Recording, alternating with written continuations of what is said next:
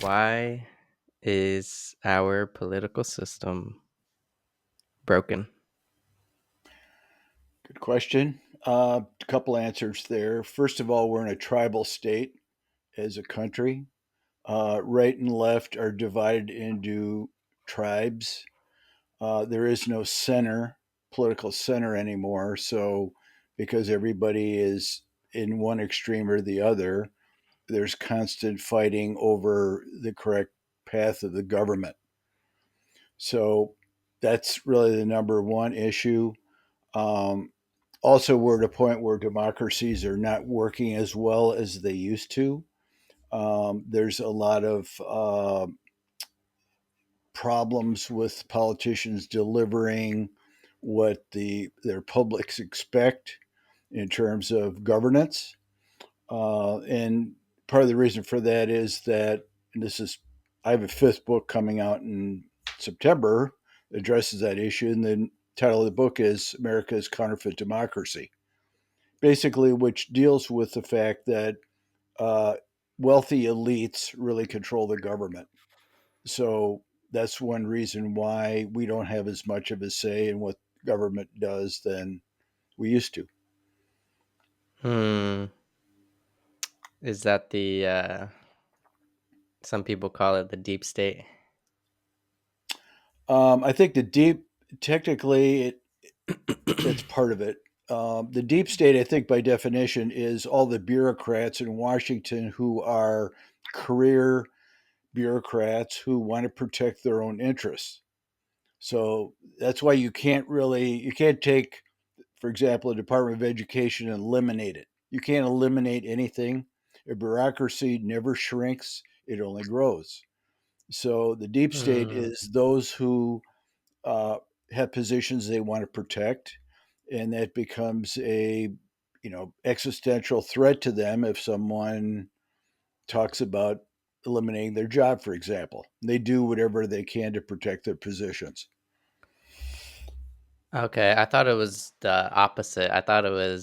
Uh I thought the deep state was the billionaires, the people without political titles.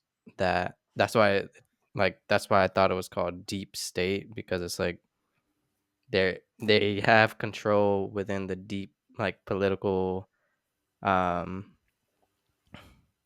whatever power, whatever control, but they just don't have a title. Like, let's say, I don't even want to say like Elon Musk, but or any billionaire that doesn't have a direct title, but uh, I guess donates millions and billions of dollars to these uh, pol- politicians in the background. That's what I thought it was. Well, Trump is always accusing. I mean, I think Trump is a good example here. He's always accusing the left in the bureaucracy of being the deep state, like the CIA is the deep state, or Okay. the FBI was a deep state in accusing him of the Russian collusion thing, for example. That was a deep state activity Yeah. to oppose his candidacy and presidency. And I think, Like I there's mean, some like secrecy behind it. well, it's just, I mean, Washington is a very left leaning place. I mean, Hmm. because it's very democratic as a city, and so trials that occur there uh, are probably not fair to non-lefties because the public and the officials there lean to the Yeah. left. So, So why is, I guess, this tribalism in America, why is it so? I mean, I know you could already see why it's getting out of hand and it's dangerous, but I want to know your take on why. okay, if I promise, but you promise me if I tell you my take, you got to tell me your take, since you already know. Well, Okay. there's it's a several layer cake, basically. First of all, the left took over universities starting in the 70s, and you probably know that because if you look at the percentages of conservative professors versus liberals, it's like 9-1 on the liberal side. And there's Oh, plenty of data on that. I put that data in one of my books. So that means that there is a liberal point of view that permeates universities, and that's what students are taught. Left agenda, postmodernism, identity politics, and all that kind of stuff. Um, the other, and again, there's several factors. Another huge factor is social media, because prior to pick a date 25 years ago or something, before social media, which is I guess started in the early 2000s. If you were either crazy or had a crazy idea, you had no audience because you had no way to speak to the public unless you stood on a soapbox in a park and gave a talk. yeah. Now anybody can spew crazy ideas or behave crazy on social media, and it gets exposed to the world. Not only does it get exposed to the world, depending on how much viewership it attracts, it becomes more attractive to the platforms because they're getting more sets of eyeballs for that particular subject. So they can use Mhm. algorithms to point people toward things that make them money. And so we Yeah. get all this craziness where, and I do a lot on Twitter and I do some on Facebook, but I'm mostly on Yeah. Twitter. And I could tell you, because I try to deal with this in my political writing, 80 or 90, and you probably notice this, 80 or 90% of what people say on Twitter is not verifiable by facts. They'll say, Mhm. like, Trump is a Nazi, okay? But no one ever provides the facts. They're just mimicking what Oh, their tribe yeah, says. and Like, people my just tribe start to says believe it. Trump, right. Yeah.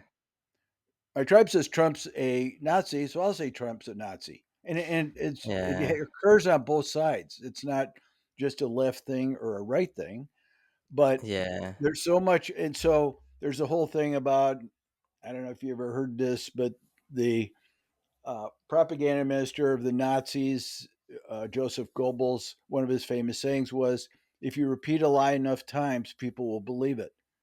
So we're just inundated with information that is not factually based, and it has a influence because people who it, there's a lot of people that are lazy.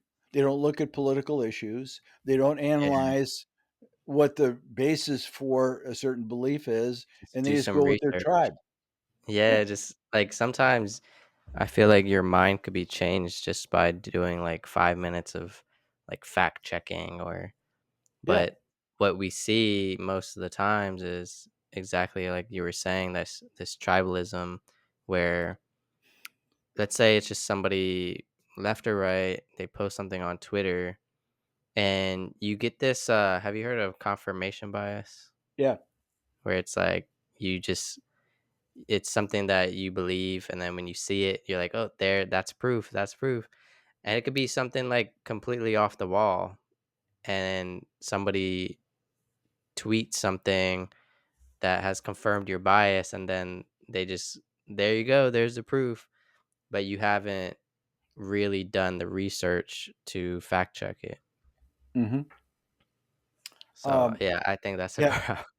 Well, confirmation bias is a real human trait, Yeah, because whatever your ideology, you tend to um, use what you read as verification of that ideology.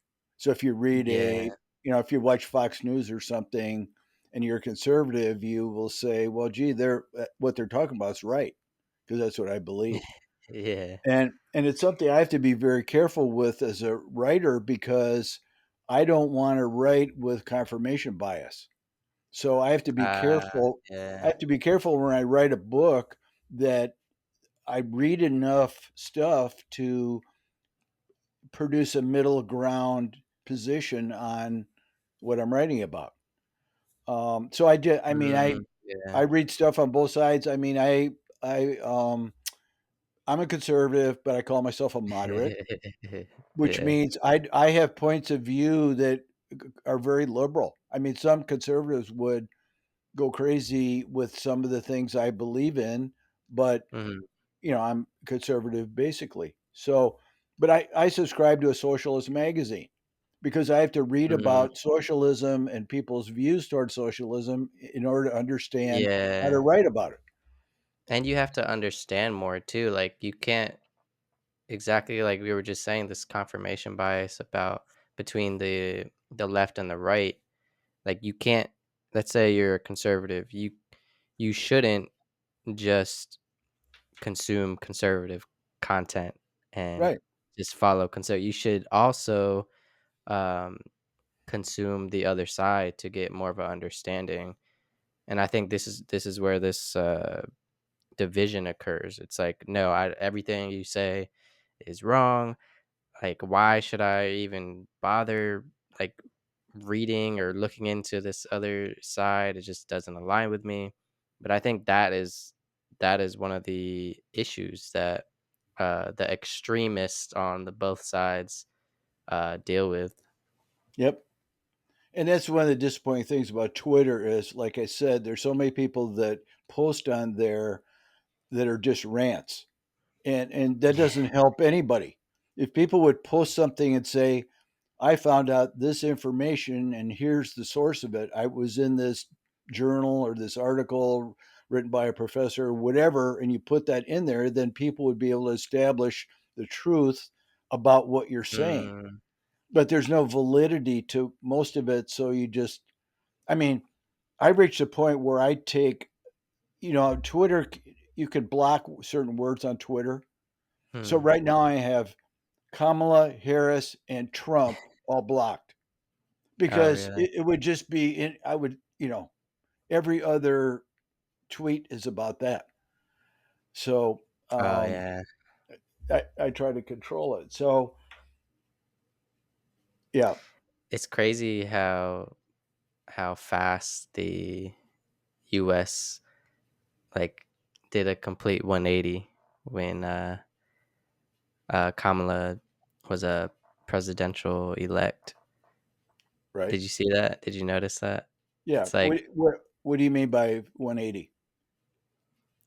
like, I don't follow like, I even before this, like I told you, I don't really follow politics like that, but, um, like, I don't know, Kamala Harris, like, didn't have the greatest approval ratings or something, or not that many people believed in her, uh, before Biden stepped down, and then as soon as she became an elect, uh, like, all the left people just, like, hoarded her with support, and it's just That's a propaganda machine like, what just because happened? Yeah. that's all the advertising. But also, there's a lot of Democrats that are relieved that Joe isn't running Mm. because things were looking bleak for him, which is why they pulled the switcheroo.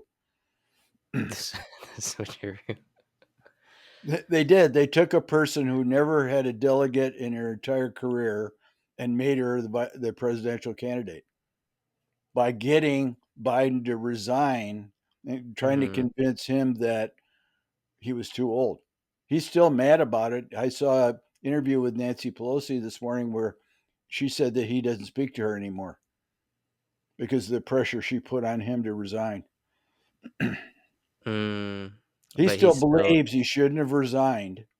I mean, oh, he may be delusional because he is ill, but that's what he believes. but he's still the president though, right? Like, Yeah, he which hasn't, everybody's wondering about because if you can't run for president because you're too old, how can you be president? So people are saying, yeah. with legitimate concern, who's running the country? Yeah. Really? I mean, most of the times it's the Congress, right? Well, but the president has a lot of leeway to do things on his own without the Congress. He's supposed to use the Congress more than recent presidents have.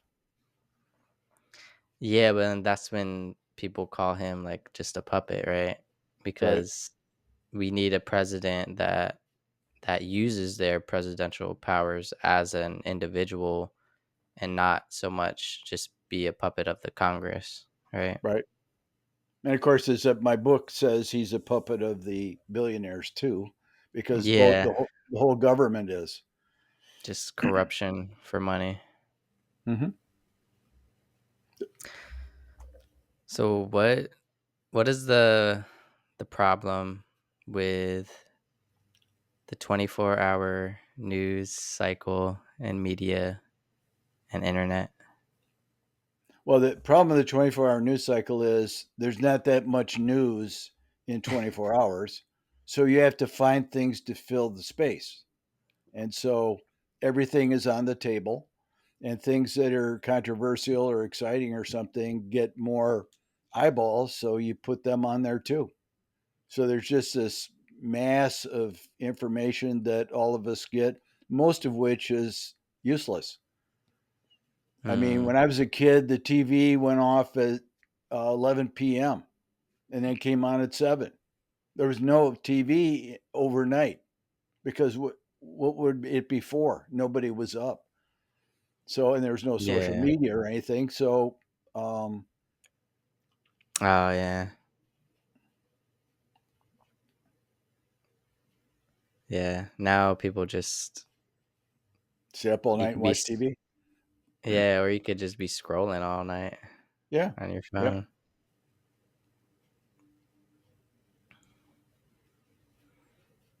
Hmm. One of my arguments is that violates human behavior and is ultimately a bad thing. To have, pay so much attention to people's phones and social media because you're substituting other things you could be doing. You substitute that for other things you could be doing. You could be talking to people, you could be with people, you could be in groups, you could be having experiences that are part of being a human being rather than just looking at a screen. You could be uh, sleeping. right. Yep, exactly. Getting i some went out rest. I went out to dinner last summer. I remember it, and it was I live in Columbus, Ohio, and there's a section of Columbus called German Village, which is a very old um, part of town with cobblestone streets and stuff like that. It's very authentic, beautiful. There's a famous restaurant there. And I parked my car and was walking to the restaurant, and his long benches outside on the sidewalk where people can sit if they're waiting to get in. There were about 20 people sitting there, and all 20 were looking at their phones. And I thought, Mm. this is not good. Yeah, especially when I'm out, I try to make it a point to not use my phone. Yeah, There's something like I think there's research behind it or something where it's good to be like bored sometimes. Like it's good to yeah. just turn it off and just be bored and just wait or something or whatever. Well, it's a repetition thing again. Because if you're spending many hours on your phone, you're getting many hours of what your phone presents you, which is social media and all that stuff. And that's taking away some other experience, which isn't healthy. Yeah. And then the more you consume, I think another issue with social media is first off, we're in this information age where you can consume so much content that it's overstimulating, and then also you don't know exactly what to believe Yes. Yep. because I you've hear a lot consumed of, so much. uh, Yeah. I have two kids. They're both millennials. And that generation, probably Gen Z, which you're probably Gen Z. I No, think so. I think I'm a millennial. I'll be 30. Okay, so let's see. It's 80 to 96. If you were born, that's millennial. I was born in 94. Okay, so you are. But I hear a lot of when I talk to young people, like people your generation or my own kids, it's like I don't know what to believe. And when Yeah. I was a kid, people relied on, like, if you watched the evening news, the people presenting the news were believable. Plus, they had Ah, journalists. You had journalists working for them who were using journalistic integrity and verifying all their stories and all that stuff. So you got the feeling that you were getting the truth. And even if the networks were a little bit slanted one way or the other, and they're typically slanted a little bit to the left, it was okay. But you could mm. believe it. And now people don't know what to believe. I mean, when I write a book, I've got to figure out what to believe, right? I've got to read to uh, write one book. I've got to read probably 75 books and 200 articles to get the information I need, the knowledge I have to write a book. But I'm not going to guess at what the truth is. I can't. Mm. So I have to, no matter what I'm writing about, I have to have a verification for those ideas or principles or concepts. So I'm used to it. So, Yeah. but other people are not used to it. Plus, it takes a lot of work. I mean, when I was a kid, if you believed what you saw on TV, then you just went about your day. Now, if you don't know what to believe, where do you, when people ask me, how do I know what Where's to the believe? truth? Yeah. Yeah, I say find one resource that you trust and then find Okay. one resource that's sort of opposite that you can trust and then look at both of them because that's a starting point because they're disagreeing with each other and then you can play them against each other according to what you believe. Yeah. So,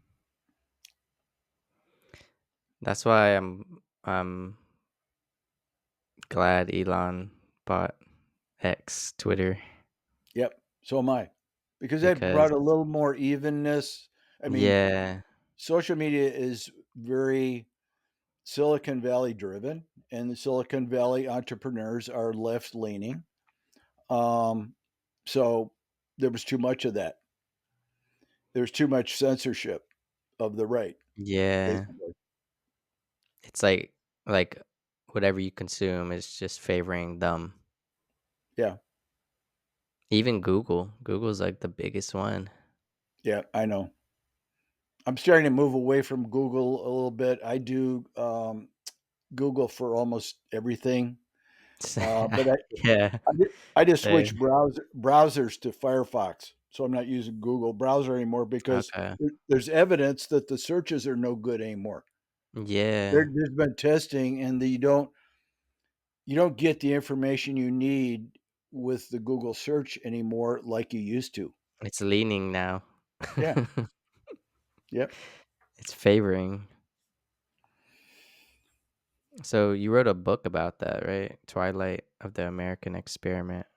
That's book 4. That's about the bias in information, basically, that since the left controls the universities, they control the traditional media, and they control social media, the public doesn't get enough right exposure. Um, Yeah. there's if you look at the evening news, it's presented on all its forms. 8% comes from the right, 92% comes from the left. So, based on repetition, you're going to hear more about the left than the right, and that could influence you if you're not, You discriminating don't yeah. and looking for reality, Looking for truth. right? And the other side of that, and my first 3 books were basically about the difference between left and right. They're genetic differences. The left and the right think differently. Their brains are different. And so you Mm, can't turn a conservative into a liberal because he's genetically a conservative. So what you see is kids go to college, and every kid in college is a liberal, even if he had a conservative upbringing. But then when he mm, graduates and gets a job, he flips back to conservative because every kid and I was this way too, was a rebel when you go to college. You're growing up, you don't want to listen to your yeah. parents, all that stuff. And so, Progressive. right, you're progressive. But I have statistics that about 60 to 65% of kids that are raised by two Democrats or two Republicans turned out to be the way their parents are. If their parents are Mm, split, then it's different. But if you have conservative parents, you're probably going to be conservative because 50% of your political views are genetic. And then if you lived in a conservative neighborhood and your parents had conservative friends or whatever, then that is the environmental influence that goes with the genetic influence to make you a conservative. So that's crazy. you can't turn, if the left thinks they're going to turn all the right people into socialists, you can't do it. And I Yeah. always say the purpose of conservatives is to keep the brakes on the left because they're always trying to change everything. And Yeah. conservatives allow change, but slower than the left is willing to go. So Yeah, I feel like they want radical change, and sometimes this change could be too fast where uh, the world is falling apart. Like, I mean, uh, yeah, there's oh yeah, go ahead. great example of that is climate. I personally Mm, don't believe there's a climate emergency. I believe that the climate changes because that's the way the Earth is. It's changing all the time. But to say that in 10 or 20 years that we're going to be wiped out by climate change is ridiculous. They've been predicting that since 1980. I mean, you can go back and find articles from 1980 that by 1995, polar ice cap will be free of ice. And then it was in 1990, and then it was in 2000, then it was in 2010, and they're still going. Um, where it's was I like fear going with? mongering. Huh? It's like fear mongering with the Where? information, like over Yeah, and I can't exaggerating. remember why I went down that path, other than The I mean climate change that's a purposeful effort on the part of the left to. Well, there's a lot of people on the left that believe it, to but create some sort of change. there's kind of a deep state there too, because and not a bureaucratic deep state, but there's a lot of investors that want to make a lot of money on climate. So on renewable energy, for example, you're in a business, you own a company that creates windmills. So you're going to be Mm, for the climate change emergency because you're going to make money if people believe in the climate change emergency. So yeah. people overlook the fact that there are always investors pushing the politics in a Uh, certain direction that benefit them. yeah.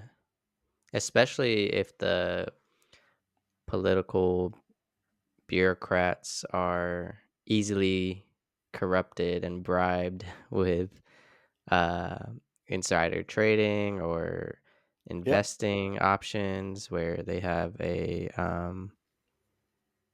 they're guaranteed uh, money. And man, that's one of the other problems with money and corruption. It's just why do you even need this so much money, like, and then Yep. we just waste it, It's like, greed, right? yeah. And there's a lot in the political system could get fixed to try and control that money. For example, you may or may not know this. In Britain, when they do elections, you know how long the campaign is? How long? Yeah. We have a campaign. Ours started in January and we're still going. We're going to vote in November. So it's 11 months. Britain, it's 6 weeks. That's Oh, it. wow. So imagine the amount of money. I mean, Nikki Haley spent 34 million on the Iowa caucuses. Okay. So imagine the total amount of money spent in this whole election on both sides. And then imagine how you could do that in 6 weeks. You couldn't. You couldn't spend enough money. There isn't enough time. But the other thing about Yeah. Europe is like in England, all the money for the candidates comes from the party. There are no outside contributors. That's a huge thing. And Yeah. people join a party and belong to it. So if I lived in England, I could join the Conservative Party and I pay dues to the party. So it's Uh, an amazing difference when you think about their ability to control money versus our inability to control money. yeah, that's one of the biggest factors, I think, is this. It's like we live in this capitalistic country, but that's one of the downsides to it, Here's especially when another it can control the government like that. Yeah. here's another scary fact.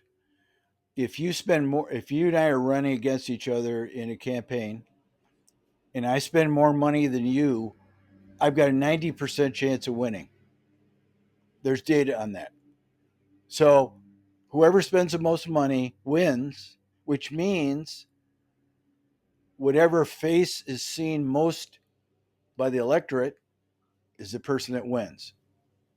Because that's all it is. Mhm. It's a beauty contest among candidates. And if I see your face more than your opponent, I might be more likely to vote for you. That's completely Mm, wrong way to vote. Voting should be based on the candidate's record and what they stand for. And as a voter, you should say, okay, which one of these two candidates better matches my ideology and what I believe government should do, rather than I yeah. like, that guy wears a nice tie or whatever, and I'm voting for him. Well, something common. It's crazy because I made a post on Threads, the the Instagram version of Twitter, and I said, "Who are you voting for?" And I made a poll. This was just like proof that like most people on Threads and Instagram are, in my opinion, more liberal and more left.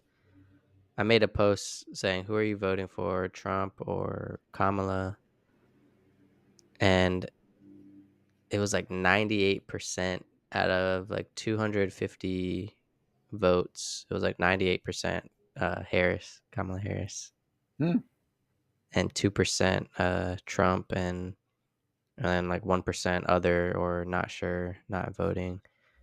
And I think there was like 3,000 people that seen it, but they just didn't click anything. And I was It'd be just like, interesting to know wow. what the demographics of that group was. Was it all millennials or Gen Z Oh, I versus? don't know. But it would be interesting. Probably. Yeah. I would think so. I think most people that use Instagram, they also use Threads. Mhm. Um, and more people now that are using X or Twitter are more so conservative because Elon is more conservative, and they're moving. They're like jumping ship. Like I even seen another thread. Somebody was like, "I'm so glad Instagram or Meta, whatever, created Threads because now I don't have to deal with Elon." Hmm. So it's like a lot. I think a lot of people are, now we have another division, right? It's like Right. now X is becoming this free speech, radical conservative platform, and now Threads is slowly. It's not as big as X yet, but it's slowly becoming this more left. Um, just from my experience using it, and from that poll, which was kind of crazy. From what I've seen, though, I'm on Twitter every day because what I'm trying to do is develop a following there. So Yeah, I'm yeah, like reading and responding to people's tweets. There's an awful lot of liberals there. I mean, to me, it kind of yeah, looks yeah. tied from what I've seen because every other tweet is Trump's a bum, and then the tweet after that is Harris is a bum, Harris is and then so it just keeps going. That's why just back I and filmed. forth. Yeah, Well, no, that's what I was gonna say. I was gonna say that's one of the issues too. Like people will vote, they will actually go out and vote just because they don't like the other side. Like that was one of the comments. Man, this guy is just filled with hate, filled with wokeness. He commented, um, like "F Trump," "I hate Trump." He was part of the. I don't even know what he was saying, but he said he was part of the Epstein scandals or whatever, hmm and just "F America."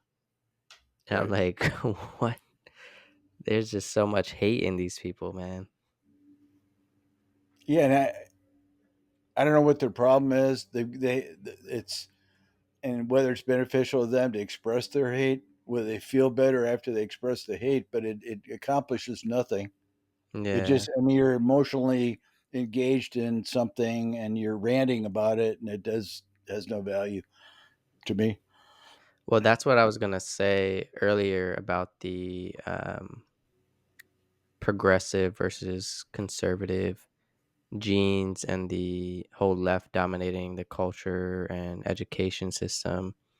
Is I seen a video on YouTube. I don't know if you follow Brett Cooper. Uh, she makes this. She's a very young Gen Z, very smart, conservative, and she makes these viral videos about current events. And she made a video about the whole Elon Musk, his kid, his son turning Trans, into a trans, and how yeah, he lost her, lost him, her. What, I don't even know, but I think this is a huge issue right now that's dividing us, and this whole woke mind virus thing. It's getting into young developing, you're still developing kids, and I think the left is pushing this agenda to say, "Oh, it's okay, like it's okay to change." And these people don't even know who they are yet. Like I didn't know who I was until I was like 26 years right. old, and I was like, "Okay, this is who I am. This is what I believe in." And What's I that think girl's name? Brat B. What's her first name? Brett Brett Bret. Coop Yeah, Brett Cooper. She has a YouTube channel Okay. called The Comment Section. She's a very right conservative Gen Z. She's only like 22 or 23 years old, and she makes these viral videos. She works for the I think the Daily Wire with what's his name, Ben Shapiro and all them. Yep. Yep. Uh yeah, and she covers these topics that I watch often, and there's truth. It's truth. Like it's like you have these young kids and you put them in a liberal school that just pushes this political agenda on them, and then they turn out trans, and it's like, like what's going on here? Yeah. I read a very good article, useful article by a gay man.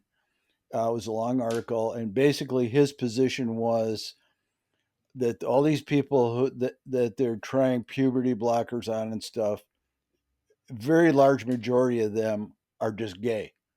They're confused about Yeah, their gender, but they're going to turn out to be gay. Was his position, and he related mm, his own experience going through that.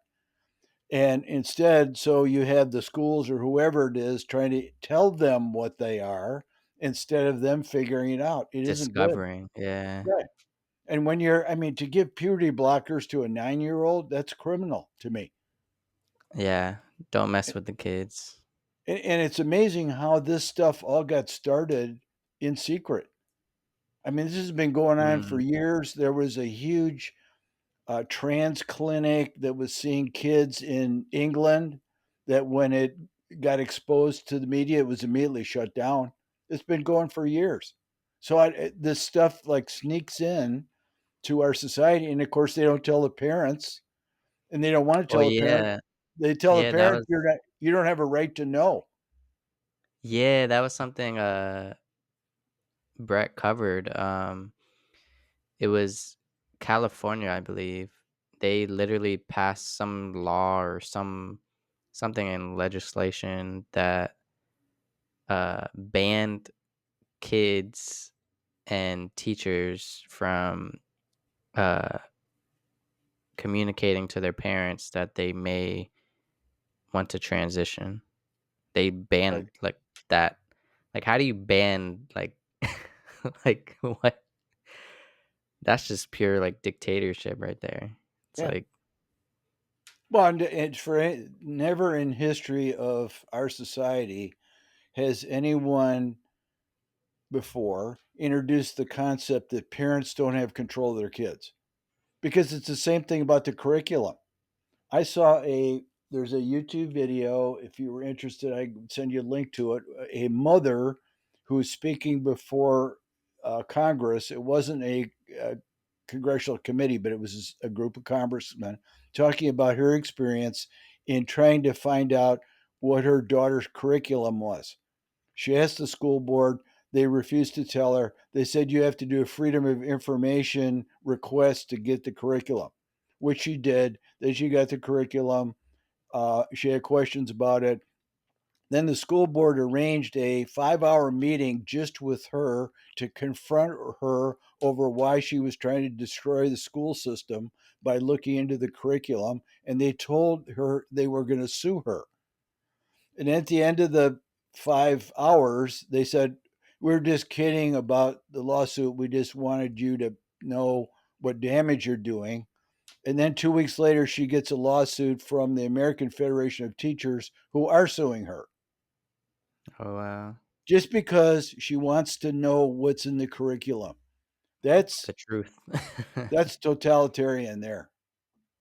It's ridiculous that, parents should always have a right to know what their child is being exposed to.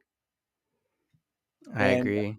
I agree that they're not educators, so they don't understand what teaching's about, but they understand what they want, what beliefs they want instilled in their children.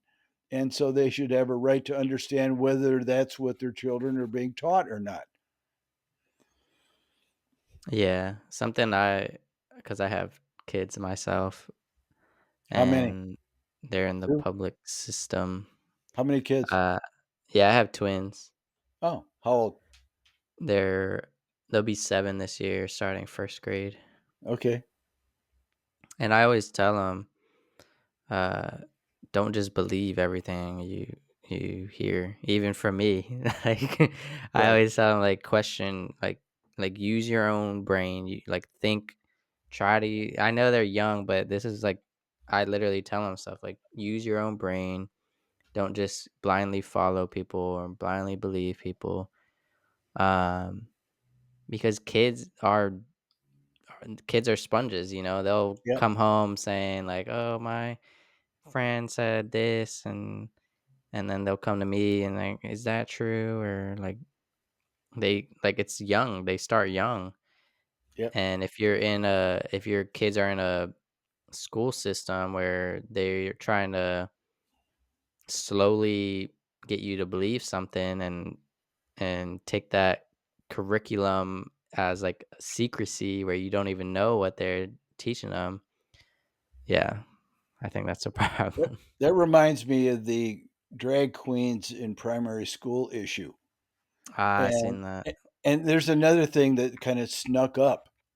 Like nobody knew that was happening, and then somehow it happened. And I don't blame the drag queens for the following reason. I looked into how that happened, and it Mm, happened because the Federal Department of Education was putting pressure on school systems to implement DEI initiatives in their school, and they said if you don't begin those initiatives, we're going to withhold your money, basically mm. bribing the school system to put left leaning ideology in the classroom from the beginning to, from the earliest ages in school. Well, we just seen that, right? With the Olympics. Did you Well, see you that? mean the boxer? No, the opening ceremony. Oh, yeah, yeah. That didn't bother me as much as it bothered other people, I guess, because it wasn't in your face. Um, I don't know. There were a lot of people objected to it, no question, and a lot of conservatives objected to it. I didn't really have a huge problem with it, and Well, of course, I think the issue is that it was mocking Christianity. yeah, yeah, So if you're Christian and you are a true faithful Christian that reads the Bible every day and Yeah, that's a slap in the face. That's like basically saying like, "Hey, like the devil's here Right. and Yep. and you can't do anything about it." Yep. And I didn't So watch the whole thing, so I'm not even me qualified either. to say whether Me it either. I just seen clips. right. Yeah. But then yeah, and then you have that other issue with the boxer where this trans I don't even know what to call it He's anymore. not Like trans, trans he's a woman that happens to have an Y chromosome. Very, very rare situation. so it really is she was He born a really woman, yeah, and is a but woman, and they people apologized to her after the fight, and I mean, there were mitigating a lot of mitigating circumstances that weren't expressed by the people raving about it. For one thing, she had 14 fights and lost 5. So it's not like she pummeled 14 people into submission the first punch. She lost 5 fights.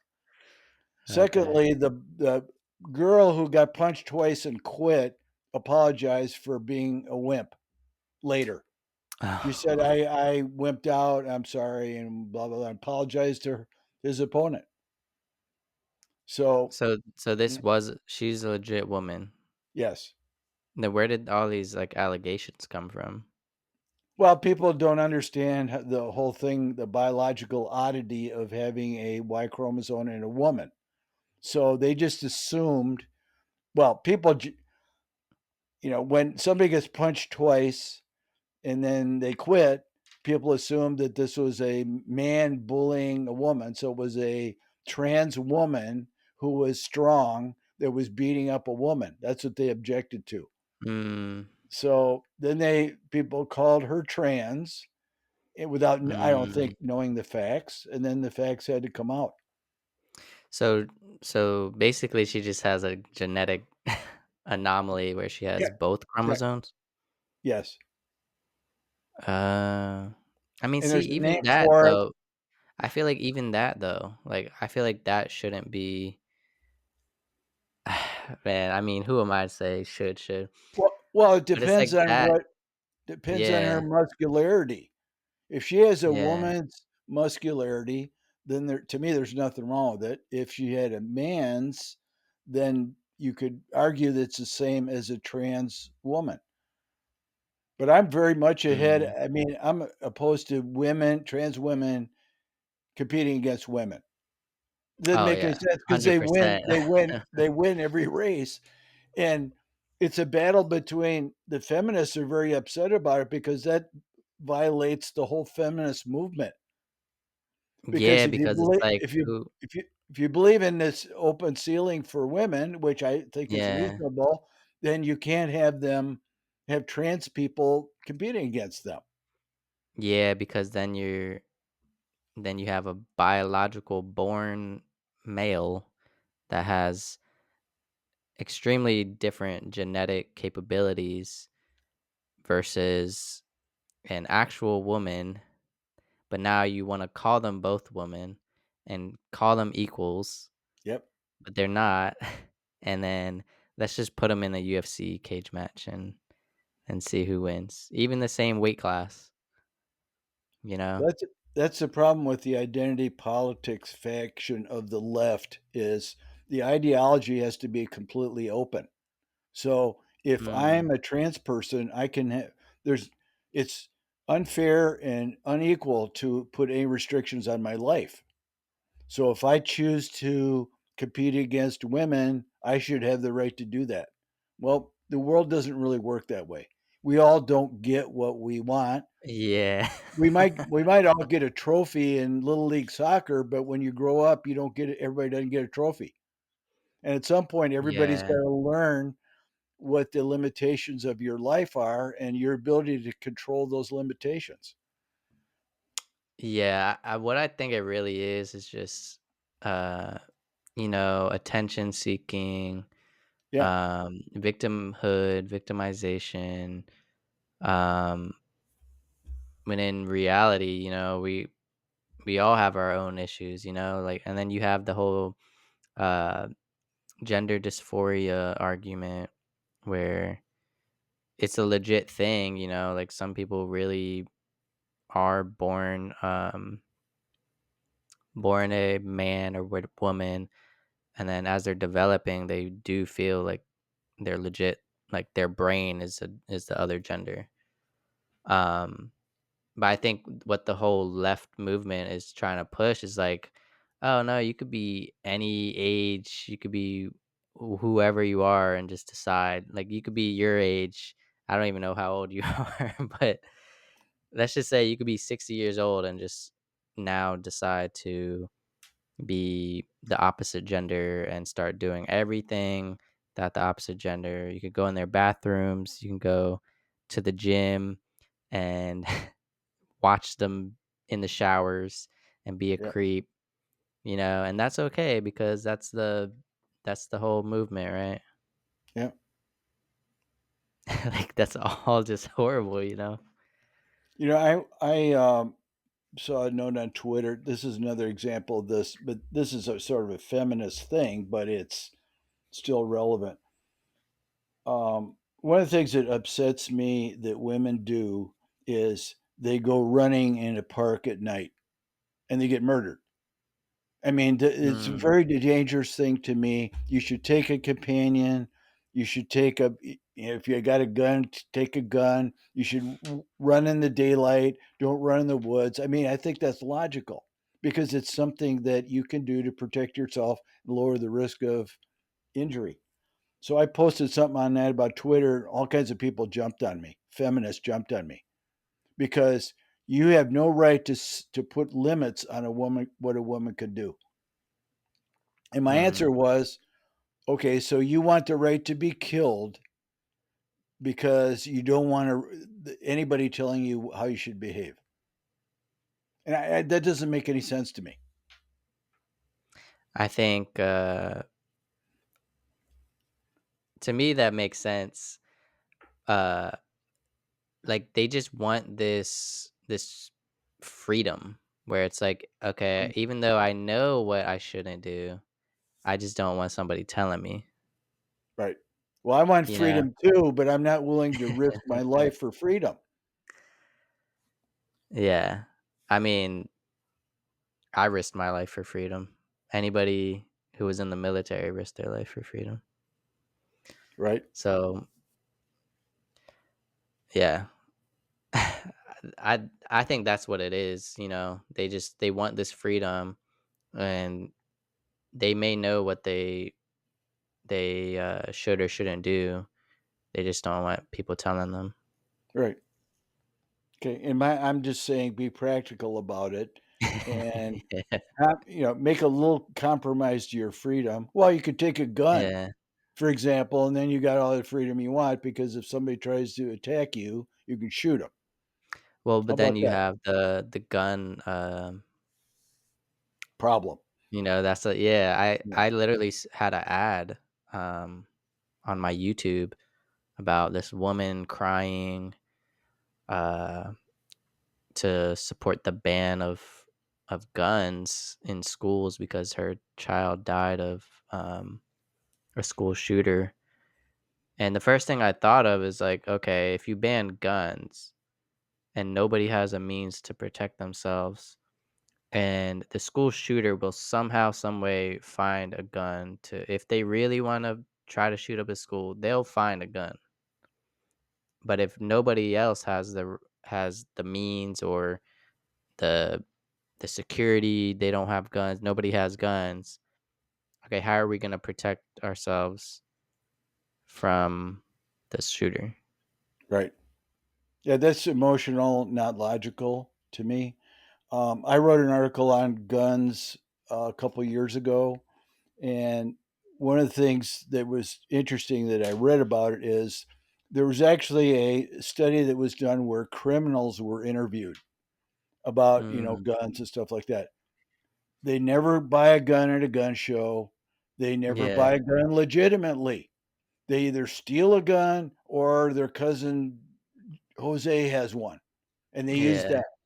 So tighter rules about buying guns mainly affect gun abiding citizens. Mhm. because they're the ones that are following the rules. And if you make the rules tighter, you make them tighter for them.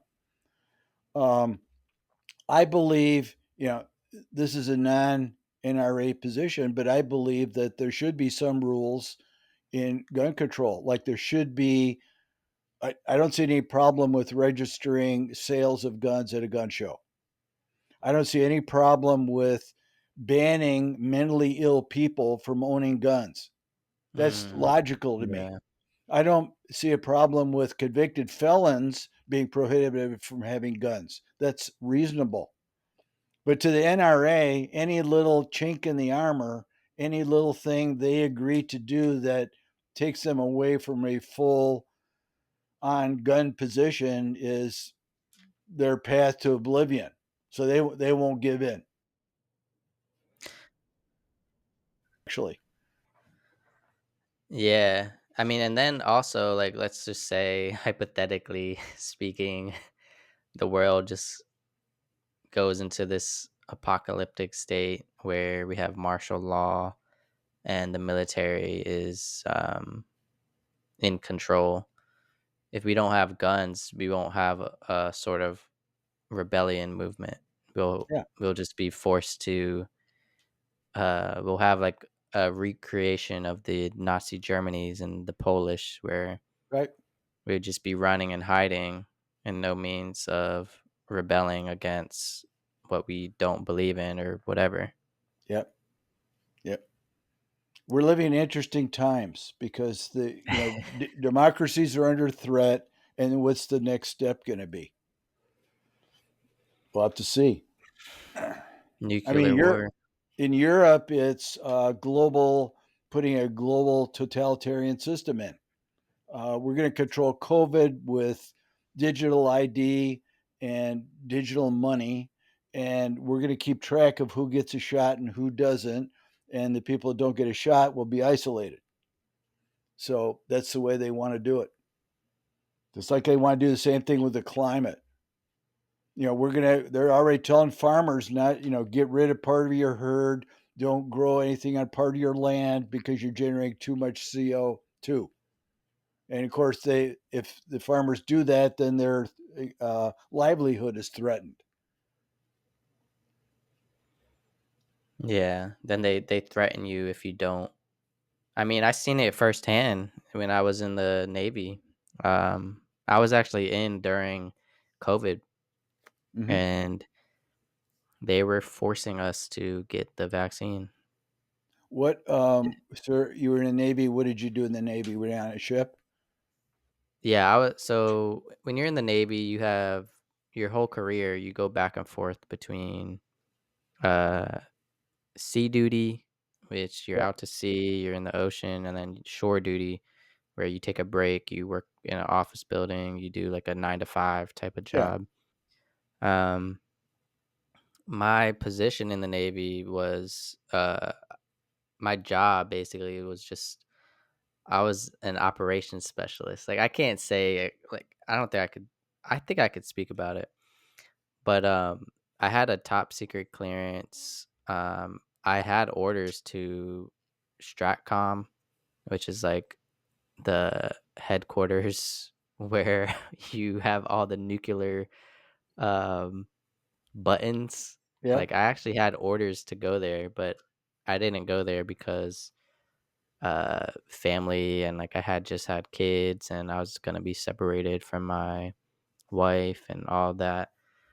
But yeah, long story short, my job was just I was the an operations specialist. They do a lot. They do help with navigation of the ship. They help with anti-air warfare. They help with anti-submarine warfare. Anything basically like anything you could see uh we're like the awareness of the ship. Yeah, Like if you see something in the air, we're the ones that has to report it. If you see something under the sea. underwater, Yeah, we have to report it. And then just basic navigation and communications between um, the other people that are in charge of the actual like munitions. Like we never handled any weapons. We were just purely like operations and visual. So like if we seen something in the like a blimp underwater, there's another job that specifically they do is see sonar stuff. So we would communicate with them and be like, "Did you see that?" They'll be like, "Yeah." And then we'll be like, "All right, how do you what do you want to do about this?" Blah blah Yeah, blah. But yeah, because when you're out to sea, the worst enemy for a ship is a torpedo. yep, One torpedo, that's all it takes yep. for the whole ship to go down. So I have a yeah. nephew who's on an aircraft carrier. He's an ordnance officer, so his team, Mm, I think isn't there an E classification, E5, E6 or something for rank? That's yeah. So I was a E5. E is just enlisted, and then the officers are um O rank. So you have O but, for officers, and then E for enlisted. how high does E go? I think he's an E7 or an E8. So E, the highest rank for enlisted is in the Navy is Master Chief, and then the highest for officer is Admiral. Right, but where is an E? Is there such a thing as an E8, for example? Yeah, E8 is a senior chief. So you have That's chief, you're right. senior chief, and then master chief is the top enlisted. So he's a senior chief of ordnance, which is really I Mm. mean, putting the rockets on the planes, basically, is what he Yeah, does. yeah. Yeah, my brother did that. You have to like physically carry like like groups of 10 to 20 men just physically carrying like 1 ton bombs. Wow. Yeah. it's And it was he a was fun just in experience. the Red Sea because for the Israeli thing, because when the Houthis started shooting at merchant ships, he was down there Mm. and the jets were firing back. The jets from he was on the Eisenhower. He's on the Eisenhower, I think. So that was he said some interesting messages home, like we just shot off a squadron after the Houthis. I mean, the craziest thing I've seen, it's not even that crazy. Like when I was on deployment, we were in the Arabian Sea, uh, around Dubai, the UAE, Bahrain, that area, the desert area, Yeah. and I mean, they left us alone. Like there was multiple U.S. Navy ships just patrolling that sea, and there was also like Iranian and terrorist. They didn't have ships. They had we Motorboats, called don't them, they? yeah, Yeah. they had like motorboats everywhere, like little we call them ribs in the Navy, like rigid hull inflatable speedboats.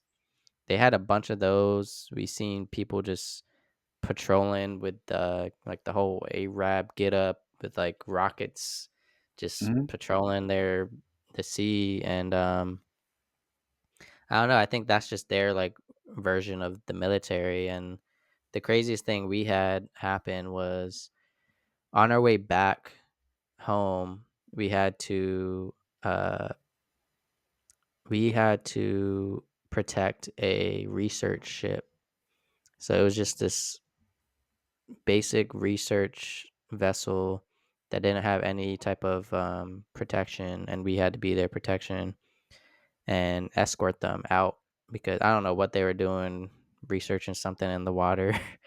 um, and on our way out, we had like three of their motorboats just follow us all the way out through the peninsula. And What ship type were you on? so I was Was on it a destroyer, okay? small crew of 300 people. You have Right. multiple jobs. You have to like my job was operations specialist, but on a small ship like that, you do everything. Like Hmm. if you have to do security, you have to learn how to shoot. If you if the if we get hit by a torpedo, you have to learn how to do watertight integrity and learn how to do emergency Right. like when you're on a small ship like that, you learn basically how to be a sailor. When you're on a bigger ship like an aircraft carrier, you really only do your job. Yep. So yeah, that's the craziest thing that happened to us is just they were getting too close, and the research ship had their intercoms on, and they were like, "Stay away from us, like just back up, like give us some space. We have a U.S. warship that is not afraid to blow you up, basically." Right. And they were just they were kind of overreacting, and we were just like, if they get too close or if they show any signs of like attack, we'll do something. But Hmm.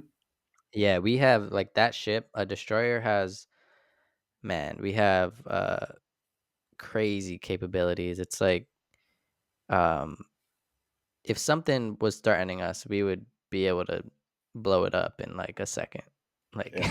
you don't have to worry about a rocket, even a rocket. Like if somebody shot a RPG, we have an automatic I forget exactly what it's called, but it's this gun, basically this like giant machine gun that has a radar attached to it that will identify any like heat signal, and it'll blow it up in midair before it even Wow. gets to Hmm. somewhere.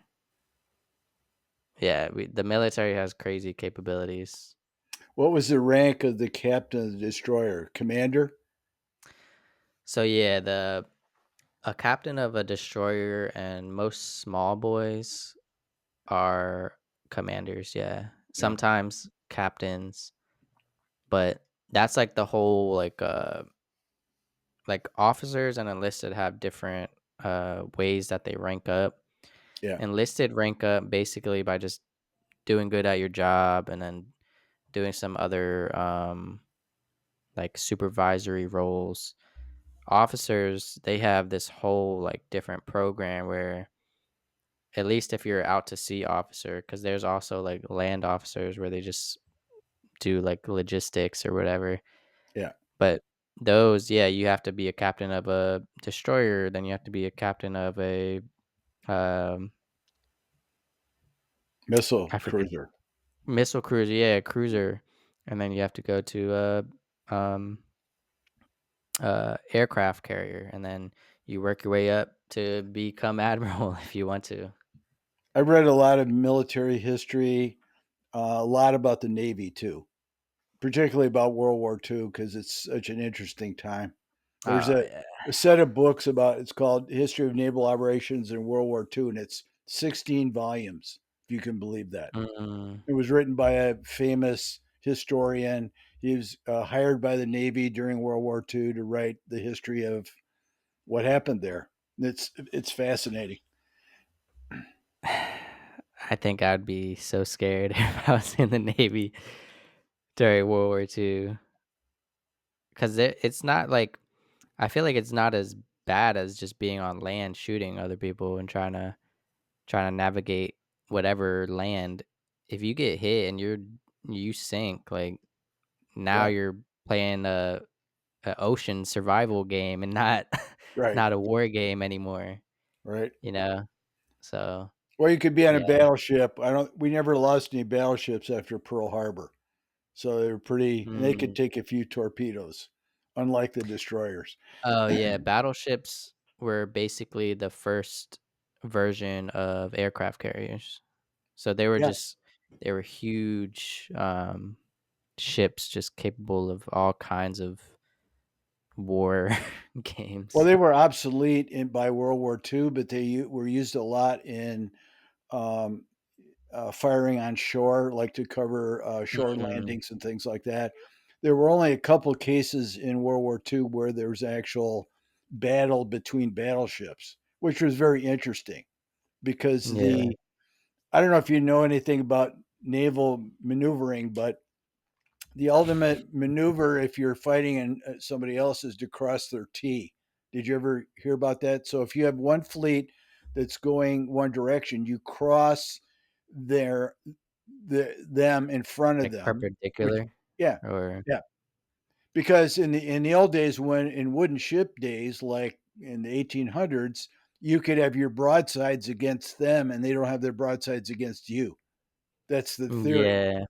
But then, of course, in modern times, it didn't matter. But they still there was a case in the Philippines where we had a fleet that crossed the T of this Japanese fleet, and they just annihilated it. Because I mean, you have so much firepower going, and Mhm. I'm kind of fascinated by battleship guns too because they're so powerful. I mean, they're shooting Oh, a yeah. 3,200 pound shell 20 miles. I mean, that's right on target. It's like Oh, taking a yeah, I had pickup to do truck. that. You're shooting a Yeah. pickup truck 20 miles and hitting a target.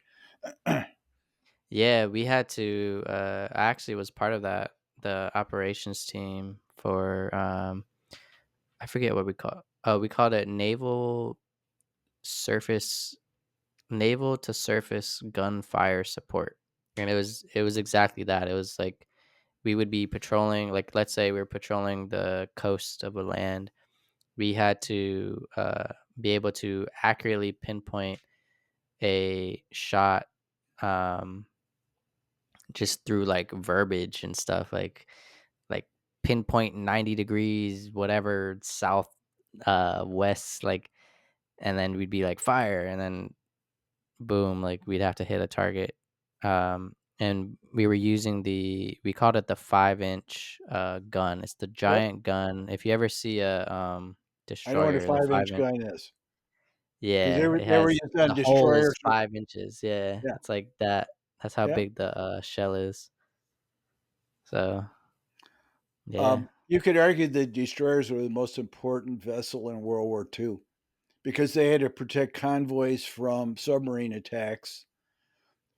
Plus, they were usually when there was a you know flotilla of military naval ships, they were in the lead and then ahead and behind to protect the Oh, rest of yeah, the bigger ships. destroyers.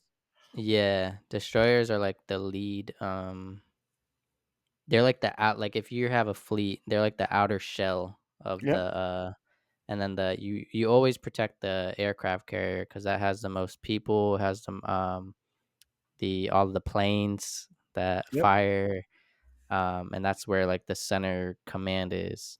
But the destroyers are the ones that are basically the first line of fire before.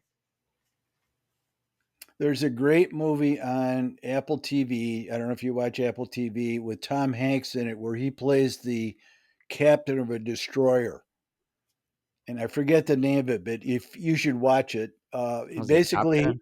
huh? It's not Top Gun, is No, no, that's pilots. it?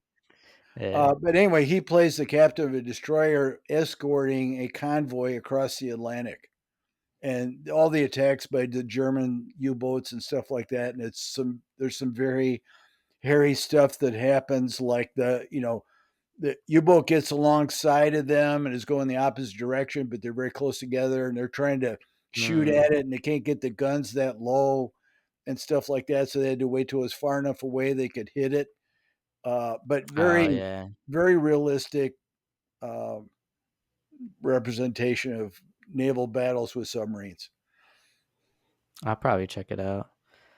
But I want to ask you something about the politics. Okay. Uh, Now we're at the quiz time, right? no, no, no. This will be after. Um, what do you think about the political, societal, cultural systems? Do you think these systems fail when people start to separate themselves from faith or some sort of higher purpose? As a conservative, I say yes because, and this is in my books, I believe in tradition and I believe in the principles that are, well, that the human race was founded on and have always been prominent in human history, which is the family, the community, and some kind of religion. whatever it is. And Mm, then there's also patriotism. And all those mm, things added together are a glue that holds society together because they create a common purpose at each level. And if you destroy the common purpose of people, then they're not united. Um, mm. I thought that COVID was going to fix tribalism because it was a chance for the whole country to be united the way it was at 9/11, but it Yeah. became political right away. And so it fell apart. But it's the glue. I call it's moral capital is the term for that. Those are the main components of unity between human beings. And if you take those away, there's uncertainty. And all of them are under attack. The family's under attack, the community's under Yeah. attack, religion's under attack, and patriotism's under attack. All four. And so there has to be a fight back against those people or ideologies that try to break us apart. Yeah. We used to sing the Pledge of Allegiance growing up. Right? That went away. Yep. We did every day in class. We stood up and said the pledge of allegiance before class started every day.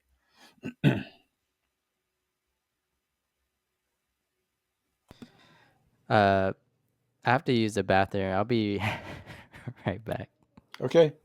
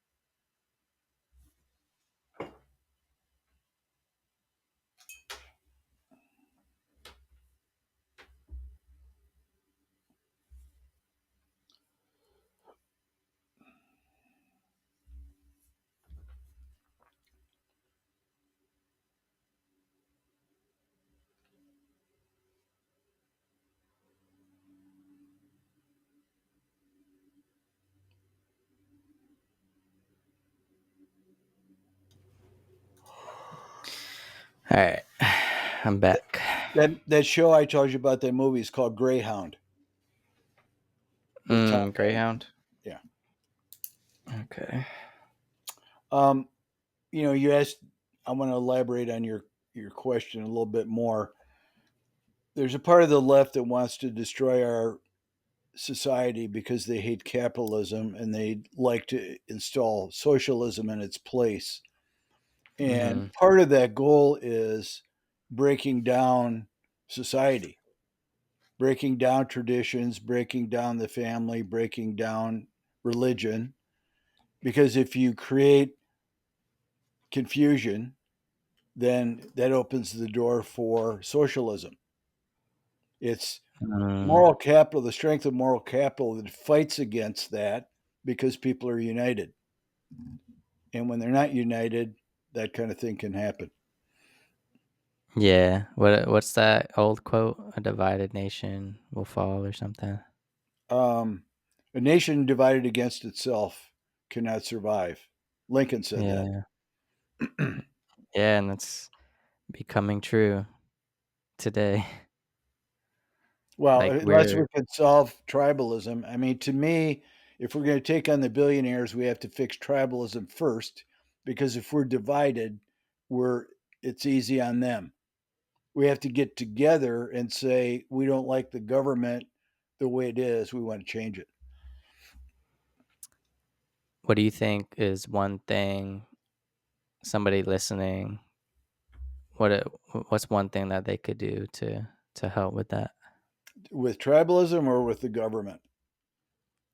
With the government, the answer is quit electing these old people who are crooks. Very easy. Right, You know, yeah. people talk about term limits or age limits or whatever. It can be self-imposed by the electorate. All people have to do is Mm, decide, when there's a primary and you got an old incumbent against somebody from their own party who is young, vote for the young person. Then the old guy's out. The problem is that people don't pay attention to that till the general election, and they're not going to vote their own guy out and let the other party win. So you have to do yeah. it at the primary. People put up with too much without complaining. People don't pay attention to what's going on in politics. They're too lazy to read about the issues to decide what's best for them, or they don't vote. So Mm. engagement is the answer to your question.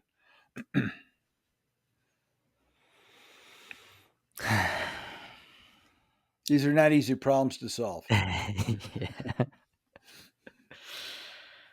Uh, well, Mike, I feel like we could have another podcast one of these days.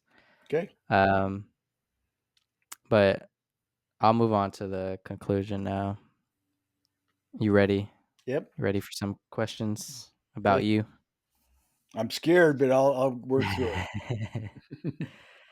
So the first question and a part of this card game is share something funny about a conversation that I need to have with myself.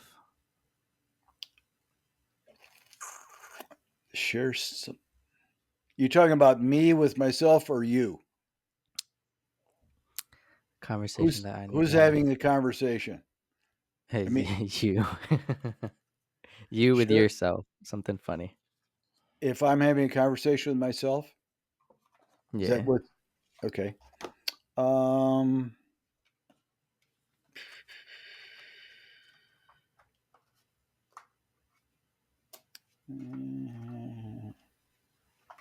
Well, that's kind of a tough one. I guess and it has to be funny too, which makes it harder. Um, You're not a funny person. well, I am, but it's not. I mean, when I'm having a conversation with myself, I'm not trying to be funny. That's the problem. I'm trying to be Yeah. funny when I'm talking to other people. Um, Oh, let's do it like this. okay. Pretend you're talking to other people about yourself, making fun of yourself. Um, I make fun of myself by saying I'm obsessive compulsive personality. So I do things that are very structured. I'm like left brain Mm, driven. I have an engineering degree. So I'm always trying to, I laugh to myself when I do things the same way every time or frequently. mm, Um, life is kind of about that because, when you get to be my age or you get to be a lot older than you have your life has to be more disciplined. Like you have to work out, mm, you have to eat right, you have to get enough sleep, you have to, have hobbies and stuff like that. So it becomes ritualized, but that's important. So I do yeah. funny I do funny things with my habits, like um I don't know, if I'm eating some kind of food, or like I like peanut butter. And so when I'm reaching the end of the peanut butter jar, I it takes me a long time to throw it away because I'm trying to scrape the last little bit out of there, out of the jar, as opposed to throwing it away with stuff on the bottom, I guess. So that's a Uh, yeah. compulsiveness to be complete, do something completely versus I see my ex was the exact opposite of that. Everything she would eat or drink, she would leave one crumb left, one bite left, one sip left. I was like, "Why do you always do that?" I can't do that. I Every can't little do thing, like a that. drink, I'd be like, "Are you throwing this away?" It would still have one sip left, or a piece of pizza, it would still have a bite left, a cookie, a bite left, a burger, a bite left. Yep. It's like, "Well, just finish it." Like, That's the opposite of me. yeah, that's crazy. But I still think it's a OCD thing. Yeah. It's like, why do you have to just leave a piece, you know? It'd be interesting to delve into the psychology there because I can't imagine what it would be. Why would you feel like you have to leave something? Yeah, yeah. Strange. It's easier to imagine why you would drink at all because that makes sense. It's logical. Yeah. Yeah, I never got it. Like why? But anyways, you ready for these final questions I asked Yep. all my guests? So my I first hope question, they get easier. a little bit. My first question is, what is your biggest regret in life? Boy, that's tough. That's I not don't easy. I don't really have any to be honest. Um, I graduated from college and couldn't get a job because I was going to get drafted. So then Oh wow. I changed my career and got into some. I was in engineering, got into IT, and I don't regret that. I was forced into that, but I don't regret it. I probably regret dating some of the women I dated because Yeah. they I had to figure out who was right for me, and some of them weren't. Yeah. So I Yeah. probably wasted their time. So that's kind of a minor regret because that works both ways. Why did they want to be Yeah. with me? Yeah. Um, That's always hard. so I don't. There really is. Well, I can say that I've started lifting weights when I was in high school, and I lifted competitively for a while, like when I was in Oh college, wow. and I still lift weights. So I've lifted weights for 50 years.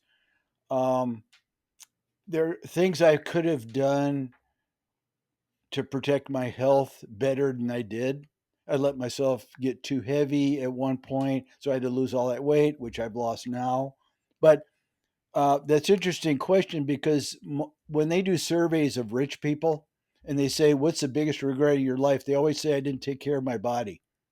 That's almost a Mm. universal answer, and everybody can say that about themselves because you know I used to smoke a pipe, for example, and I didn't inhale smoke or anything. I never smoked cigarettes, but I probably shouldn't have done that. Um, Mm. Yeah. and I didn't eat as well as I do now. I wasn't careful about carbs and all that kind of stuff. So it's about health stuff mainly. So if you somebody like gave you a terminal date, like you have 1 month to live, like would there be anything that you would regret before that 1 month? No, I would say no. I like it. My next question is, who or what has made the biggest impact in your life? I would say my college experience. Because it isn't that's more important than the who side. I mean, I had a couple of mentors. I had a mentor in graduate school. I had an advisor that who was great. And then when I got my first job, I had a boss that was great. But I went to an engineering school that was had a high reputation, and the fact that I graduated from there was a significant morale booster and confidence booster for me because I know. I mean, when I went there, I realized how dumb I was. I mean, I had good grades all the way through high school, and then you get to college where you with all smart people, and then you realize you're not as Mm, smart as you thought you were. And so the fact that I graduated was a big confidence boost, and I told myself if you could do that, you can do anything. And for context, how old are you? 75. 75. How old did you think I was? Like 70, I think. Okay. Okay. Yeah. That's a long life, man. I'm Yep. glad I got to talk to you. And I'm still working full time too, and I'm writing full time. So I'm not slowing down at all because I have the motivation to create. I mean, yeah, that's awesome, and I support that 100%.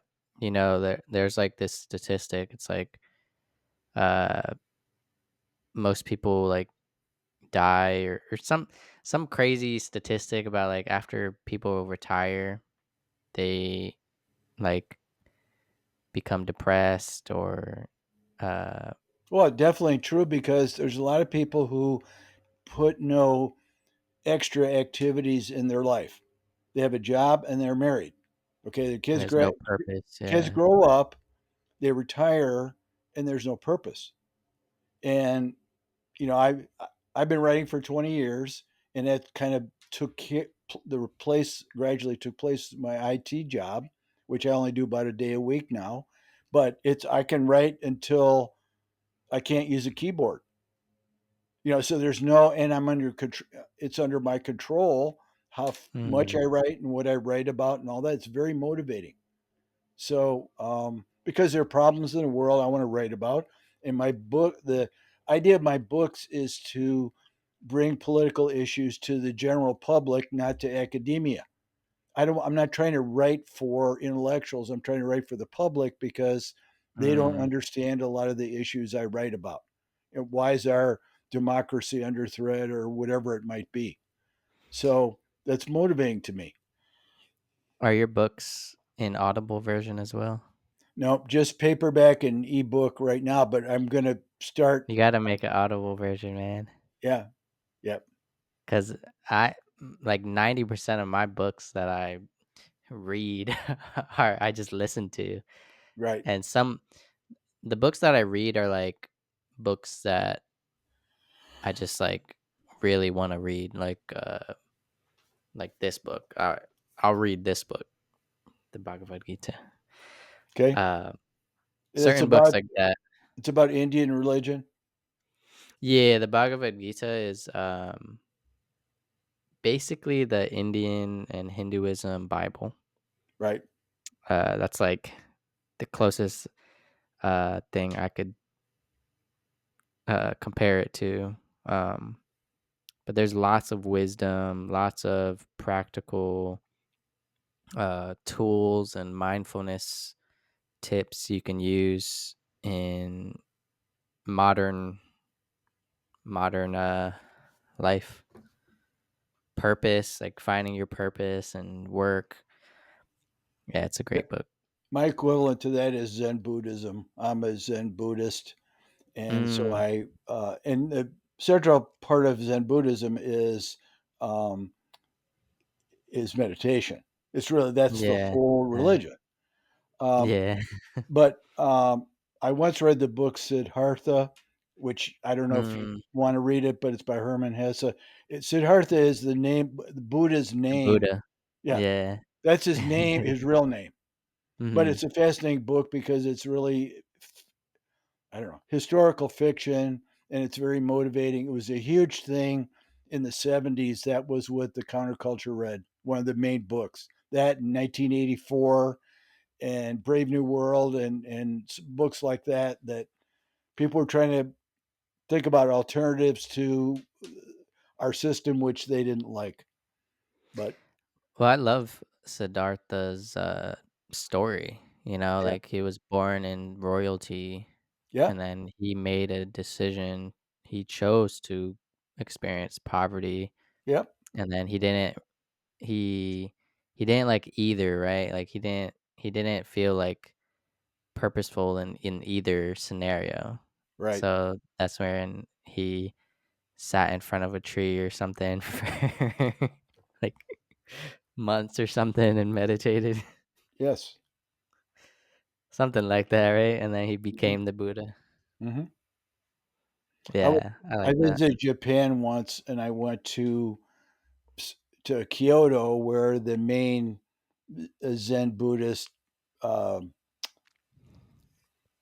what do you call it? Temples there, but that's the famous, sand garden they have in their backyard there, which you see if you see that, pictures of it, that's the one that's usually pictured, but it's this big square sand yard basically with a few little stones on it, and the monks rake it every day to make it perfect.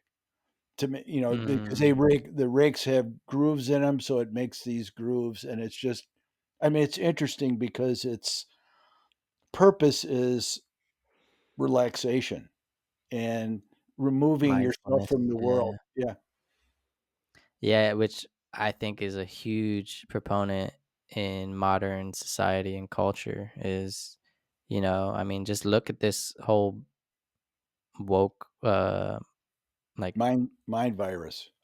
trans. It's all like, what is it based off? It's based off confusion. Yeah, What is faith and religion? No matter your faith or religion, as long as it's not Satanism or something, right. uh, most faith and religion give you a sense of purpose and clarity. Yeah, But the political systems are profiting off of confusion and yeah. yep, exactly right. So people should be put their phones down and meditate. Just go touch grass. Yeah, No, for real, go touch like, that's something too, like, even just walking on the earth, like, with the bare feet yeah. and just getting some sunlight and feeling the warm air. Yeah, you'll get some clarity just by doing that. I walk every morning at 7:30 in the morning, and I walk a mile and a half. And just every morning, Oh, wow. 365 days a year, so I'm all bundled up in the wintertime. But Oh, it's wow. therapeutic because I get to think about what's going to be ahead that day. What do I have to do? It's relaxing. I'm outside experiencing the elements and all that. So it's a good thing. Yeah, and it's just you and your like, I wanna start doing that more. Like, it's just you and your thoughts Yeah. and nature. Yeah. Yeah. I Just love that. remember the rule of thumb is if you want to live longer, you have to walk 3,700 steps a day or more. You don't have to walk 10,000. Really? Yeah. Somebody did a chart that showed, well, they did obviously did studies, but what what number of steps per day increases your longevity and how much is too much? It was 3,700. Ah, 30 I do 5,000 a day basically, which is 2.5 miles minimum. So, um, damn. it's easy to do. You can just get up one day and do it, start doing it. And you don't have to I run. mean, You everything in can just life is walk. a lot of things in life are easy. It's just Yeah, about a matter of, making the time. prioritizing. Yep. Yeah, prioritizing the time. When your kids grow up, you'll have more time. I mean, I don't know. I want more kids, man. I want a big family. I just haven't met the right woman yet. Well, I Cause married a the woman that's exact opposite of me, and that can work. um, She you're I'm still a married?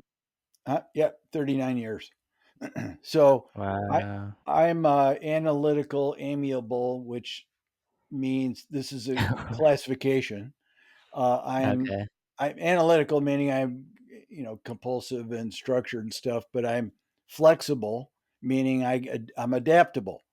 My wife Mhm. is a expressive driver, which means she's very people oriented, and she's a just the facts man person. So she doesn't. Yeah, I'll tell her how I fixed something, and she goes, "I don't care how you fixed it. What's the bottom line? Is it fixed?"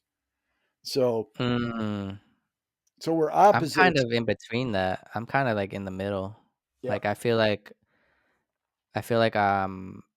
very creative and expressive, but then also at the same time, I feel like your wife, like what's the facts? Like what just happened? Well, that's what she is, expressive, and it's a driver personality is just the facts. And so, but our relationship works because she said I it says I have a tolerance for her because she's driven, and Tolerance. she's can be pushy. So I'm amiable, meaning I put up with it, which is Mm, makes it work. But it's funny when you're married as long as we are, you started as very different people. We were enormously different when we got married, but now we're very much closer together. We kind of think alike and stuff like that. And their basic personality is still different, but we know what the other yeah. person wants and we work together. We have the same objectives, saving Yeah, money for especially when you retirement. live each other. Right. Yeah, for that Yeah. long. Yeah. Yeah. And Well, there's always a period in marriage when your kids grow up and then you got to get to know your wife again because so much of like empty nesters. yeah, but so much of like what you live now that well, you're not married right now, right? We're separated. Okay. So, yeah, we haven't like paid for the divorce yet, but we've But been separated. what I'm trying to get at is when you're raising kids together, you're more focused on the kids than each other because the Oh kids yeah. take such Yeah. priority. Then when the kids Yeah. leave, you got to like reestablish your You gotta relationship without look kids, each other in the face again. right? And do stuff together. Yeah, that's one thing that I do miss. Like we were only together for barely 2 years. It was like a year and a half before we had kids. So it was like we only had like barely 2 years to just like get to know each other before we How had long did kids. you go date before you got married? About the same time. It was like 2 years. Well, I mean that's my experience. I met my wife. We were married 2.5 years after we met, and then Mm, we had our first child. Let's see, 2.5 years after we were married. mm, yeah. Just for me, it just didn't we just didn't work out, man. Just Well, and then the next one, you got to figure out what didn't work out with the first one, and yeah. don't look for that kind of person. Yeah, for me, the big things are values, uh, financial, like, mindset, um, faith, some sort of faith, um, and just some sort of, purpose or ambition that you're Yeah. working towards. Like, those are, like, the if we align with this we don't even have to be exactly aligned, but if you just have those types of values that we do somewhat agree on, yeah, Do you that's what I look ever for now. use dating service apps or anything? Sometimes, like once a week, I'll just scroll through, see who's on there, but I wish they would have had I that don't when know. I was a kid, because I mean, the only way you met girls when I was that age is go to a bar. Well, now Mm. the dating apps are skewed, like the dating apps are actually making things worse. S- Uh, there's statistics on the dating apps where some dating apps it's like 90% men, 10% woman. Some dating apps, 90% of the women are only swiping on highly successful men, so like Yeah. the dating apps are actually kind of making it worse. It's Okay. like now you have more options that you only want to pick uh specific people, and then all the people that don't fit that, you know they're never getting dates, they're never dating. Well, like So I everything gets corrupted sooner or later, and now this is corrupted. But Yeah, my son met his wife on Match.com, and it's an okay. interesting story because she had a subscription or something. It was about to run out, and she Yeah, said, you have "I'm to gonna." pay for that one. Right. Yeah. She said, "I'm just going to take one more look before I cut out my subscription." There was my son. So th- Uh, they had, I mean, this is an amazing story because they had a date on a Friday, and on Monday he moved in with her. My wife what? my wife could have killed him, and she would have killed him, but I held her back. But it was love at first sight. So that was in a January of 80 or of 2014, and he proposed to her in July of 2014. They got married like a year later, so they're engaged for a year, and they got two boys, and they're very happily married. They're very compatible by luck. So Yeah. I do think there is stories like that just from my experience and from also, like, doing research behind how the dating apps work and stuff. but Yeah, I just haven't. but my point about the dating apps is at least that gives you a framework to meet somebody. You know, Oh, yeah, yeah, if you match, yeah. you go for a drink. If you don't like that person, that's the end of it. I mean, Yeah, so it gives you more experience, like, you can right, go out and date more than you normally would. Um, but to me, I think the best place to meet somebody is wherever you're at. So, yeah, work like, is if you go to the yeah, gym or if you yep, work or if you see somebody every day, like, for me, I'm a big gym head. So if I see the same chick at the gym yep. every day, I'm at the gym. Like, Well, I met okay. my wife at work, and in Yeah. the days when I went to the gym and lifted, there were no women not doing it then. There were no women lifters. Now they're everywhere, so you get more opportunities. But you're right. Yeah. What about church? Do you go to church regularly? Like, Man, I'm not like, my brother's trying to get me back into church. I grew up Christian. I consider myself, like, agnostic now. Like, yeah. I read and study a little bit about a lot of the religions, but I don't necessarily subscribe to one. I subscribe to, be a good person, have good morals, respect each other. I just don't like read the Bible every day or preach that there's a God out there. So I do consider myself agnostic. The only reason I brought that up is, you have a moral center, and you have some Hmm. religious beliefs, and that might be where you'd meet the right woman if you Oh went to yeah. church.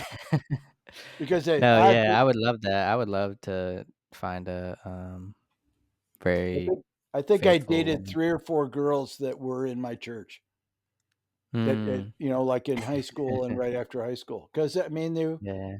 you see them every Sunday and they were cute, so why not? And they have you're saying they you share the same values. Yeah, yeah. So, yeah. I was more of a rebel during high school.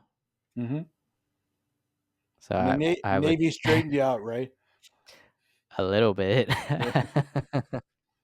So I was dating like other rebel chicks Ah, in high okay. school. Um, but moving on, we have like three more questions left and then Okay. we'll close out. My next question is, what is one lesson that you had to learn the hard way? I started my own business and it wasn't successful. So I learned what it took to make a successful business. Mm, Because you have to, if you want to own a business, you have to understand every single piece of that business. Not only how to sell, yeah. but how to manage, how to do payroll, how to deal with HR, and people's personalities and all that. And if you're committed to only a part of that, um, it's not going to work unless you have partners or something that are good at the other parts. Yeah, exactly. I had the same experience trying to start a couple businesses myself. Um, yeah, it's definitely. I think if you have a good vision and you have connections, you can make it work. But if you're Yep. trying to do everything yourself, like I was, it's very hard Yep. unless you just have some angel investor, and Yep. you can afford to hire the right people, right? Hmm. So my next question is, what would you do, or what would you experience in life if you had all the time and all the money in the world? First thing that comes to mind is travel because I've done a lot of traveling, and so, but I'm not done with that yet. There's so many places to go that are wonderful, and to stay longer. Instead of 2 nights in Rome, spend 4 nights in Rome, whatever it is. Yeah. Um, there's a lot of great places to visit. I haven't been out west yet. Here, I haven't been to like the Grand Canyon, for example. I would travel basically. Oh, you never been to the Grand Canyon? No, I've been, I think, 3 times. It's only because when I was in the Navy, we kind of lived close. I was in San Diego. right? I think it's like a 5 or so hour drive to the Grand Canyon, or I think maybe like 6 hour drive. Um, it's beautiful, man. Yeah, It's like it gives you like a perspective of like the earth, right. because at one point in time it was all just flat land, right? And then through like corrosion and whatever Erosion. erosion, Yeah, uh made this giant valley that you could literally see. It looks like miles deep, like yep. when you're at the top. And you can even do like camping retreats like at the very bottom, Hmm. which is kind of cool. Um but I never did that. I just camped at the top and seen a couple of giant moose. Moose are giant. Yeah, Like I never knew they were that big. you don't And mess with them even in a car yeah, because you, they're you as hit a big as a moose in a car. car. Yeah, They're as big as a car, legit. yeah, And yeah. their antler Antlers. things are Yeah, like as big as your windshield wiper. yeah, So yeah, if you hit a moose, your car is probably done unless you're yeah. in like a Cybertruck or something. Right. But yeah, go do that, man. Anything else though you would do? Like what about uh I don't know. Let's say like your work or something. If you had infinite time and money with your No, work. I wouldn't change anything. I keep writing, and writing isn't expensive. It's all brain power. So no, I really wouldn't change anything other than traveling. So you'd be writing and traveling. Yeah, you can take a laptop and you can be in Rome and writing. So that'd be Mm. the cool thing. Get a little like uh, shed or cabin in the Alps or something, and then you just write from there. Hike down to the town to get a beer at the end of the day or something. That sounds nice. Well, Mike, thank you for coming on, man. Uh, you're welcome back on again too. I Okay, especially you've taught me a lot. I'm not a very political person. I consider myself in the middle conservative side. right. Um, but yeah, I appreciate you coming on, and you're welcome back on again. Yeah, Especially during these times yeah. of political confusion. Everybody, Um, I've done 27 podcasts since the first of the year, I think, and all of the guys earlier in the year say, we're going to have you back in the fall because it's going to be close to the election. We want to have the same conversation and see what changed. So I got a guaranteed Maybe. like repeat business for all those guys. Um, I do want to ask Maybe. you a favor. If you are interested, I'd like to invite you to be in on the launch of my new book. And Mm, what in on means is if you write a review of the book, you get a free copy. So your only okay. effort is to read some of it, and I have uh, uh, a PDF version of the manuscript, which I send to people who are on the launch team, so you could take a look at it. The launch date is September 12th, and Oh, it's a month away. basically, huh? Right. It's about a Basically, month away. Yeah. the way it works is there's a pre-launch week where people can order the book free, and it's the ebook, and then that's week one. Week two is the launch week when you just write a review. And if I get enough reviews, then I get a supersized marketing campaign done by Amazon on my behalf because Oh, wow.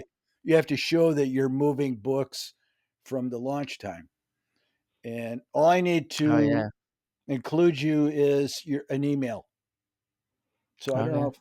if I have your email in We'll do the that after this. yeah, Yeah. okay. So just send the email Yeah, I'll do it. on Podmatch. Just send an email there. Also, I Okay. write on Substack, so I write weekly articles on politics there. I could give you a free subscription.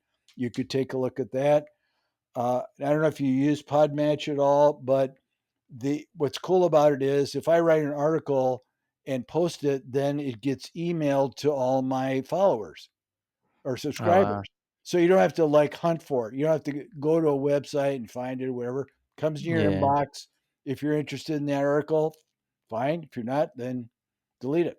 So it's a very good way of communicating with people. Okay. I'll check it out. Are you on Twitter?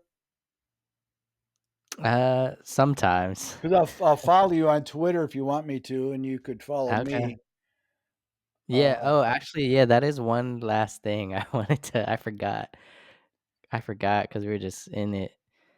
Um, yeah, I really wanted to cover this one before we close out and okay. before so you reposted a Thomas Sowell quote, Yep.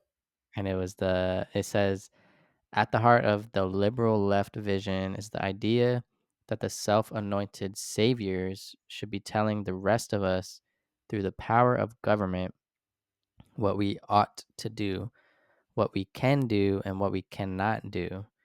They will define for us what is good, what is bad, remaking us in their image." That's the left. It's horrible. They want to control us. They want to tell us that an 8-year-old can be a trans Be whatever child. they want, Right. Yeah. be a unicorn. Yeah. Yeah. See, the left is obsessed with equality, and so their vision of equality is a world where everybody is equal. So that's why they talk about things like minimum uh, income. They want to pay people $1,000 a month that are Except poor. the people in power, though. Right. So everybody's equal except Right. those in power. So Well, we're and not equal. the big lie is if you implement socialism and everybody's equal, then the guys running it are totalitarian, basically, because Exactly. they're Yeah. running it. They don't have the Mhm. rules that they've imposed on everybody else. And Yep. interestingly enough, if you look at history, and I just put something on Twitter about this, every case where socialism is being implemented, it turns into totalitarian government. It happened in Mhm. Germany. It happened in Russia. It happened everywhere because the China. socialist the socialist theory is we'll convince everybody we have the best political system and they'll all agree. But they never agree. The totalitarians are not opposed to using violence to achieve their goals. So you have the socialist uh, uh, revolt underway that gets taken over Yeah. by totalitarians, and then that's it. Well, or you have the incentives or threats. Like the incentives, like, oh, we'll pay everybody $1,000 no matter who you are. Or the threats of, if you don't take this vaccine, we will take away your job. Well, So you have threats and incentives also. I was going to mention that when you brought up before about you were in during COVID and you had to take the shot. I think I there were. didn't take it. I didn't take it. How did you get away with that? So so there was one like loophole, and they made us aware of the loophole, but you had to fill out so many different it was like a religious loophole, like it's against your faith to Wow. inject yourself with vaccines that don't have research. So I didn't do that. I luckily my contract was over that same month that they were forcing people to. We literally had to sign a document saying, if you do not, you are agreeing that if you do not take the vaccine, we have the right to discharge you. And I got out that same month, so I was lucky. Well, I think there was, I forget the number, there's like 8,000 Army men that were discharged because they didn't take the shot. Oh And yeah, I had a they, friend. I had a friend that. they should all be allowed back in my view. And there I were agree. a lot of physicians were fired from hospitals because they didn't take the shot. And this is all lies. There were so many Hmm. lies perpetuated in COVID. You know, masks work, 6 foot works. Take the shot, you won't get the disease. Wrong. I mean, there were groups that were recommended to have the shots, like 0 to 6 year olds, never tested on those groups. Ridiculous. I mean, this is a Yeah. case of billionaire craziness because the billionaire pharmaceutical companies said, if you guarantee us a lot of revenue, we'll produce this vaccine. So that's the Mm. deal they made with the government. You got to get everybody. You got to say that we everybody has to have it. And we'll screw the uh statistics up. Yep. Like if you have a cold, oh, you have COVID. You have the flu, Well, oh, you have COVID. even worse, hospitals were reimbursed extra money if the patient died of COVID. So they called everything Yeah. COVID. Very dangerous thing. I'm very opposed to that. I had the Yeah. shots back then, but I'll never have another shot. Neither will my wife because the Yeah. lockdowns were worse than the disease. Oh yeah. Destroyed our economy, screwed up people psychologically, suicide, drug abuse, depression, lack of education. I mean, and nobody ever brings that up. They never say, "Oh, Mm. we see now we screwed up." They just think about doing the same thing the next time. Well, yeah, that's I mean, that's exactly how it works, right? It's like we do these 180s where it's like, oh, anyways, what Did you know there's a COVID epidemic right now? The CDC said yesterday everybody above age 1 needs to go out and get the shot right now because the caseload is up. I Nobody's don't going to believe do that. it. I've talked to so many people on Twitter and can't fool me I once, mean, shame on me. they lost their credibility now. People Exactly. are people Yep. are becoming more aware of this Yep. crap. Yep. Exactly. So, well, Mike, man, thank you for Okay. coming on. Is there anything you'd like to leave the audience with for whoever's listening? Well, I thoroughly enjoyed our discussion. I mean, it's always great to talk to somebody in a different generation, like a millennial, because it's important to me to understand how your generation thinks differently than other generations. That's a whole part of my desire to find the truth, and the truth comes from talking to people about what they believe and not reading about it. So Mm, it was a great experience for me too. thank you, man. Goodbye, everybody. Peace.